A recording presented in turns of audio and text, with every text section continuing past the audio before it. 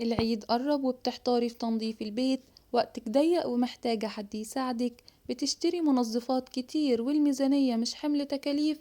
جربي معانا الاختراع ده، الفوط الميكروفايبر. هتساعدك تقومي بكل مهام التنظيف بسرعة ومجهود أقل، وكمان بالمية بس، من غير ما تضطري تشتري كيماويات تأذيكي. ده قفاز التراب، هتنضفي بيه البيت كله مرة واحدة من غير عطس ولا حساسية. شبابيك الخشب والألموتال والمراوح هيلمع من غير ملمع خشب، يمتص كل التراب جواه، لا يطير عليكي ولا يرجع تاني بسرعة. ولو تلميع المرايات بيزهقك، اطلبي فورا الفوطة دي.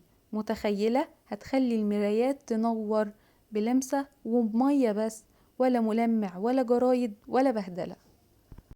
وفوطة المواعين السحرية لازم تجربيها. ارحمي ايديكي ومعدة اولادك من ضرر الصابون الكيماوي، آمنة على التيفال والجرانيت.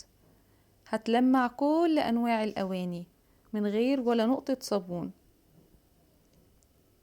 بأيونات الفضة ما يتكونش عليها بكتيريا وجراثيم. كمان لغسيل الخضار والفاكهة وتنظيف التلاجة.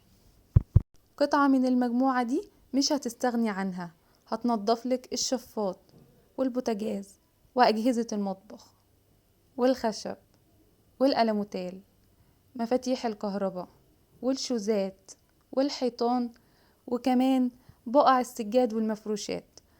معقول هننضف دهون بفوطة؟ أيوة، وجربي بنفسك علشان تصدقي.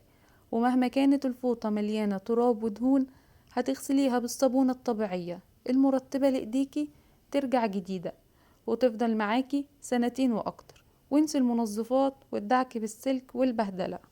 وانسي كمان المنظر ده، اطلبي المساحة الميكروفايبر للباركيه وجميع الأرضيات، وكمان الحيطان، أبواب الإزاز والشبابيك الألموتال، فوق الدواليب والسقف.